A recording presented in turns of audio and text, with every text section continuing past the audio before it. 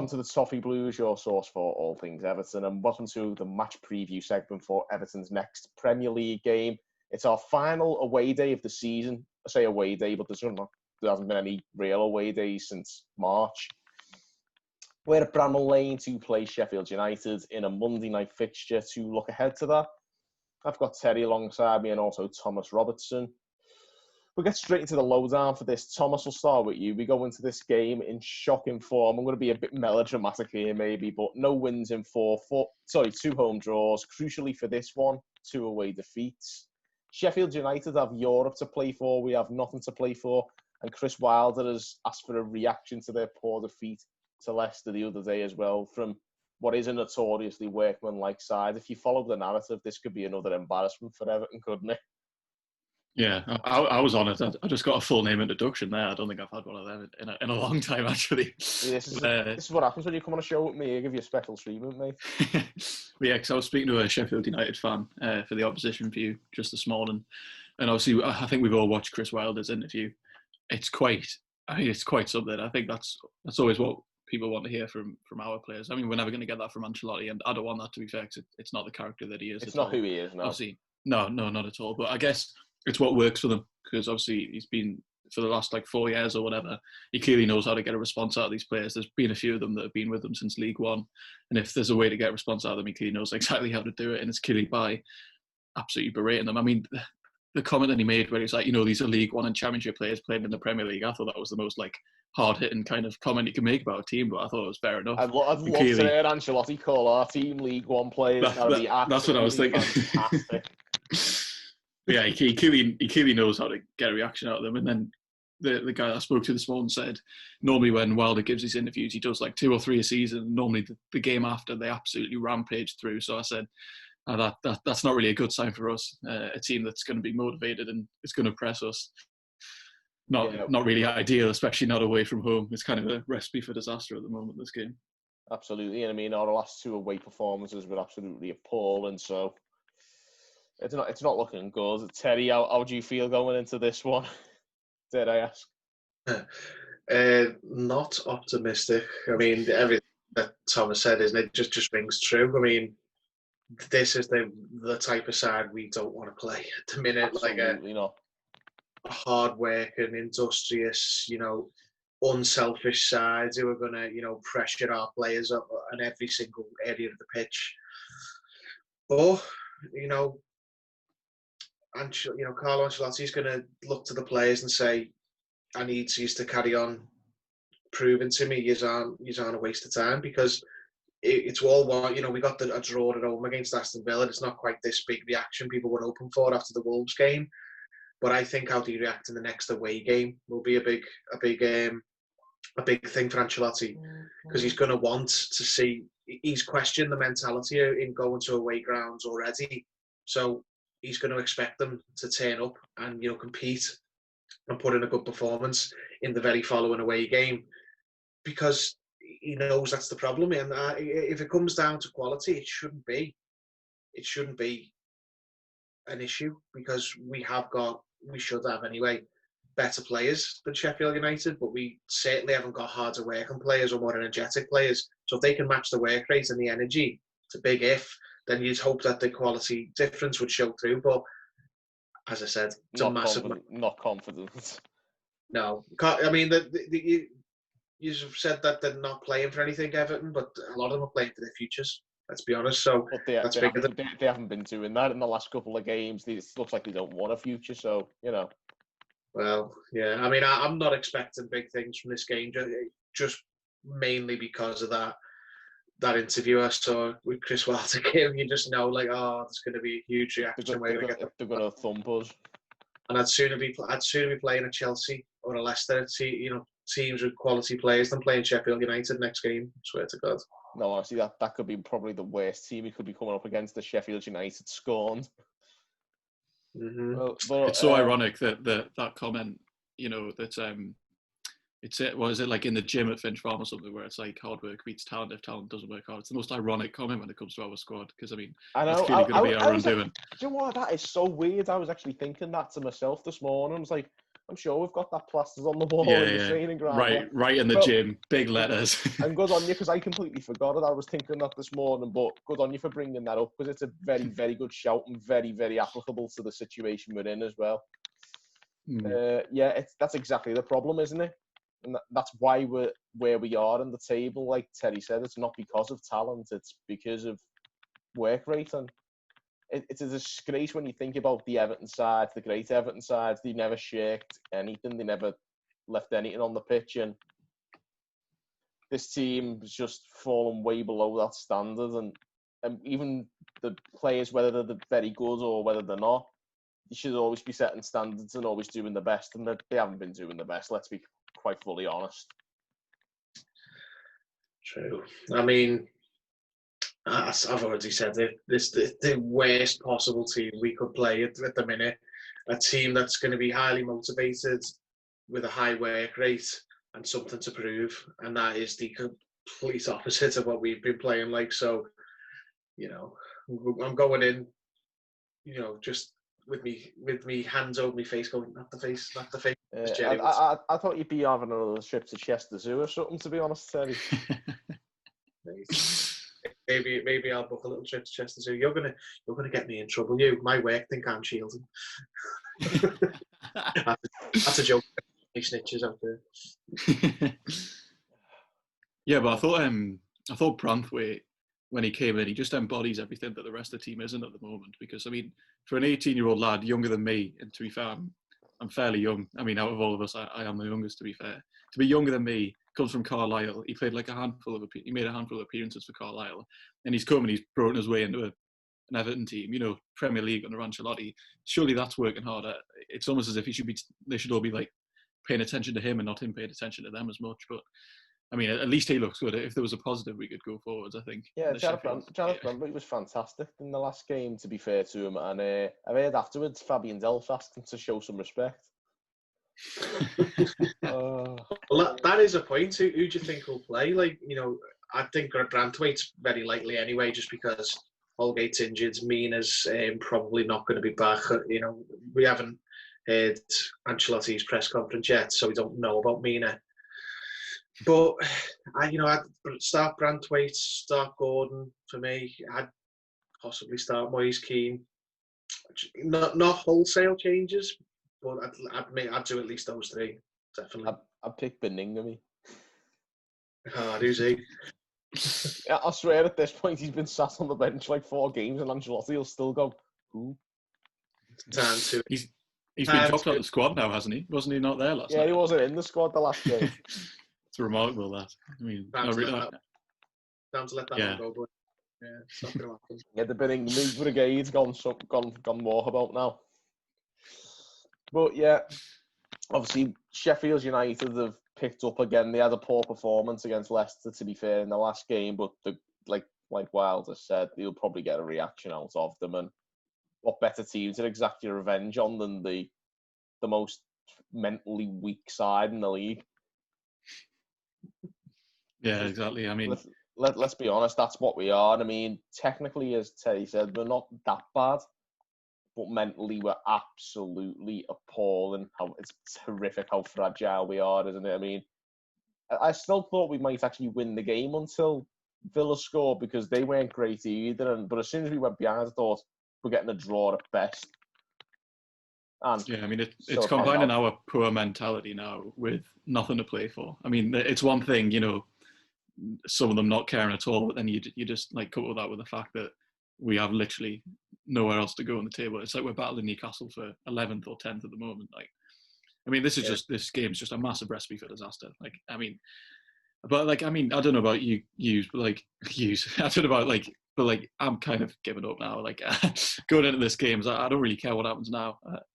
Just kind of, Ancelotti knows what he needs to do in the summer. I mean, it's the end of the season. I think we've been doing these kind of discussions after games, extra time segments, match preview segments, and they always end up turning into transfer review segments, because we're all we're doing now. All the fans are literally just starting to turn one eye to the transfer window and try and discuss how we improve this, because they're so disillusioned with the players we already have.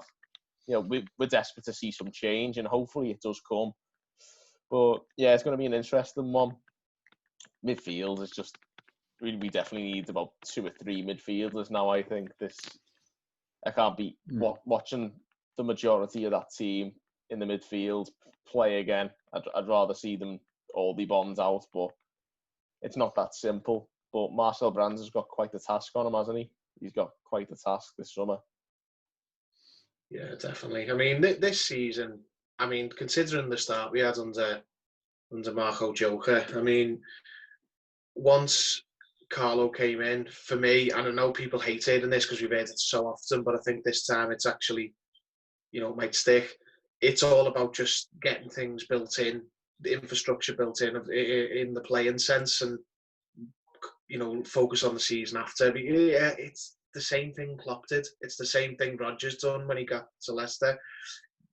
Work with the players you've got, suss out who you want to keep, who's worth having, suss out who you don't want to keep, and get your system, your style, your playbook. Get the players familiar with it. So I don't want, like people are saying, the 4-4-2 doesn't work. I know it doesn't because we haven't got the players for it, but that's what we're going to do. So don't, change it to suit some weaker players and then have to change it back to 4-4-2 in the summer and we start next season having to learn it again. I'm fine with what we're doing at the minute. The results aren't good, the performances aren't good, but everyone now has shown Carlo Ancelotti exactly what they are and what he can expect of them. No one's pulled the wool over his eyes. So go into the summer, we've got players there who we probably didn't realise we had. I think Branthwaite will probably have a bigger role than we expected. Anthony Gordon will definitely have a bigger role. Like going into lockdown, he was a promising kid, came on at West Ham, didn't really do anything. Now he's like, looks like our best midfielder. It's gone. Yeah, he's been the real beneficiary of the lockdown period, and I was hoping for kids to benefit from it. I was hoping for a bit more than just one, to be honest. But like you say, Gordon and Branthwaite have both impressed, so it is a step in the right direction in that respect. And look at me sounding all optimistic on a show. This is like I can't remember. I haven't felt like this since the Leicester game. It's hard to think, to be honest, isn't it, that the Leicester game was only 2 weeks ago. Man, that game. And like we were all like on cloud 9, thought we could get in the top 7, and now look at the state of us. Back to typical depressed Evertonians. The games since have put years on you. That's why. Oh yeah. What I will say about Branthwaite and Gordon though is like they do look like they're going to save us a bit of money now. To be fair, because I mean, we spoke, we've spoken so much about how we need another centre back. Obviously, when Gibson went out to Fleetwood, Mina's always injured. I'm not like trying to like overhype this kid who hasn't played a full 90 minutes yet, but like let's be honest, he looks like a good player, and he looks like he might actually save us money in a summer where, it's been said a million times, money's tight. It is for everyone. We need to save money, so. And then Gordon as well. Gordon seems to come in at the perfect time when Bernard's kind of his form's just kind of gone off a cliff, really. What has happened to Bernard? I can't get my head around it, because before lockdown, I mean, I'm not saying he pulls up trees, because he doesn't, but he looked like a slick player who might fit into Ancelotti's system in that role, and now all of a sudden he looks like a complete liability. What has happened? It's disappointing though, because like he's a player that I think everyone kind of just likes. Like I think that's the thing with kind of him and Mina and Gomez. So, when they came into the club, they seemed like they got it. Everyone seemed like they got along well.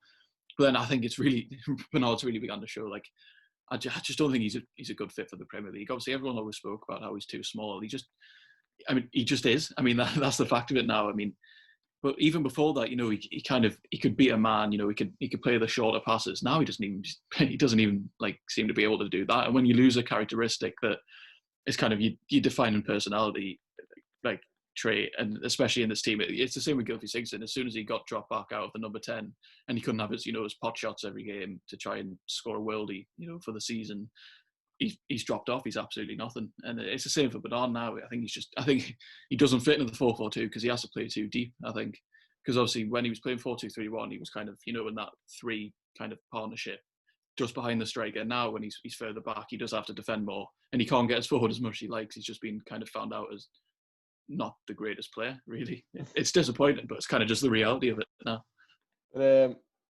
How much of the situation we're in at the moment is down to the fact that players don't fit the system, or is it just bad attitude as well? Is it a bit of both? I think the majority of it is the system. I don't think. I know a lot of people go, "What? It's it's the attitude." Like, yeah, the attitude comes into it, but I honestly think I don't think Bernard, I don't think Andre Gomez have got bad attitudes. I think they're struggling to play their system, and they're struggling to play with some of the other players who are even worse in the system. So Bernard, as Thomas said, is playing further back, but he's also not got the two options centrally, in a 4-2-3-1 to sort of play off. Like, he would have had Sigurdsson in the number 10 role, and he would have had Idrissa Gueye in centre midfield, like to work with. Now he's just on his own on the left, and what this has shown is obviously most of the world of football at one point played 4-4-2. It was far more prevalent, but obviously that's almost completely gone. Only low block teams play that at the minute, and even then, one of the strikers is a midfielder who comes in. It showed how many players get sort of their deficiencies covered by the 5-man midfield. Have an extra midfield and midfield. There's nowhere to hide in a 4-4-2. Yeah, everyone's got their own job to do, and if you're not up to it, you can see it's clear as day. There's no hiding. There's no getting it wrong. So it is a little bit attitude with some players, like the application. Some of them are late. Sigurdsson's one of the laziest players I've ever seen. Like, he just doesn't want to do anything. But there's a lot of players. I don't think Iwobi's got a bad attitude. I just think he's struggling and having a terrible time playing football in the role. He can't play in a 4-4-2. I don't think there's a place for Iwobi. No, but this is the thing, though. It's like that's still the formation we should play to, because if we've brought in a top manager and that's his preferred formation, and if you can't hack it, then you're not good enough for the club. You need to move on, and we'll bring in players who can, because it takes a strong player to play in a 4-4-2. 4-4-2 can make average strikers look good, but it makes average midfielders look awful because they've got too much work to do. So all these players, the Wobbies, Bernards, even Gomez's, like, there's nowhere to hide for these players now. No one thought prior to lockdown that they were probably going to go in the summer, and they still probably won't, considering the money won't be sloshing around like it usually does. But it's shone a big light on them, and it's shown that we need more powerful, more impactful, more decisive players. And the fact that Anthony Gordon's come in and looks like he can play in a 4-4-2, he's left the rest of the midfielders for dead, because he's the only one who looks like he's comfortable playing in the position he's been given. I agree. Yeah, I think it's much more the system, yeah. But because I actually think the majority of the players kind of do work well in the system. Obviously, because Digne kind of gets free roam down the left, which he's always wanted. And I think Coleman fits in quite well. When we kind of sit back and defend, he kind of goes into that third centre-back role. I think he's adapted that quite well. And obviously, before the lockdown, we saw Richarlison and Calvert-Lewin benefited massively from playing in the two up front.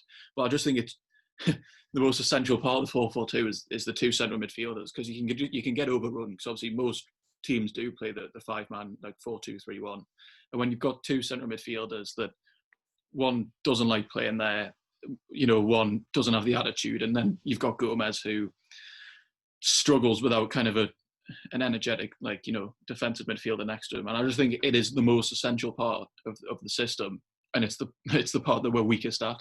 But I think, to be fair to a lot of the players, I think they work quite well. Obviously Sidibe worked well in the system kind of for a game or two when he was kind of going down the right hand side. Obviously we know now that's not going to happen, but it's as if Iwobi's tried to fit into that kind of role that Sidibe played, where he can come back but then he can go forward as well.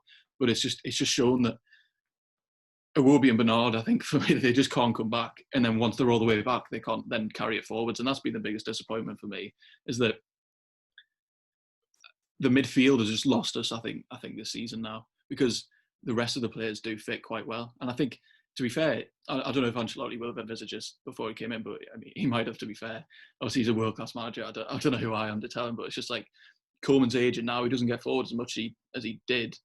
He fits perfectly into the kind of five at the back now, because he can still defend. I think his defensive output's improved since the lockdown anyway. And I think that's a perfect role for Seamus Coleman now, because he doesn't have the legs to get up and down like he used to, and he doesn't want to either. But I genuinely think the midfield is just where our season just collapsed here. But also, by the sound of the rumours, the area we're looking the most strengthened. So I guess we'll just have to see next season now, as long as they can get the players they want in.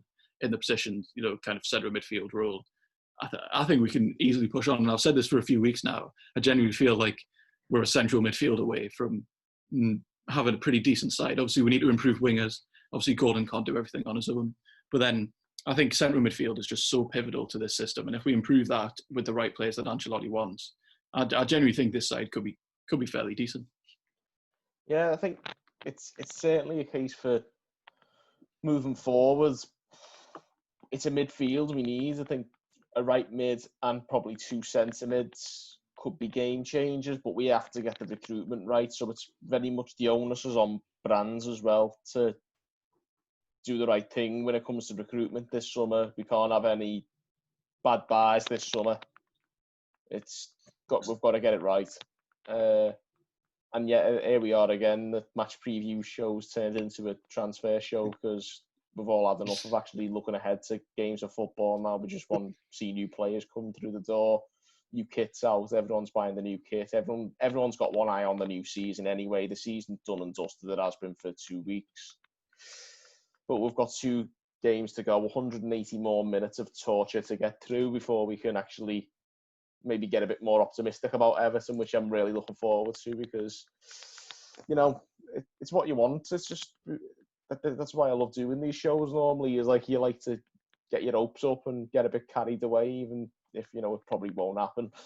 But get these 2 games out the way and I'll be in a far better mood regardless of what happens. So yeah, there we go. We'll finish off there. We'll do our match predictions. Thomas? Well, I don't know. 2-1 Everton. Optimistic. Sebby? I'm worried that we're going to get absolutely whacked, but I'm gonna be a shithouse and say a 1-1, an optimistic, possibly deluded 1-1. I'm not going to be deluded at all. I'm going to say we lose 2-0. Okay, fair enough, to be fair. I mean, I think that's quite optimistic considering what I can envisage. I'm envisaging Wolves, but worse at this rate. But I mean, it's probably about right given the way things are going. And unfortunately, this team's so spineless that I have very little confidence in them especially against the Sheffield United team who are well motivated. So yeah, this is like I'm saying, guys. I've got 2 more weeks of this, and then hopefully I'll be back to being a lot more optimistic for you. But devil's advocate at the moment, and it's just depressing. So I'm not going to sugarcoat it, and I think we're going to get beat. There you go, guys. Let us know how you think we're going to get on. Give us a comment, give this video a like, and give the Toffee Blues YouTube channel a subscribe. And until next time, thank you for watching on the Toffee Blues.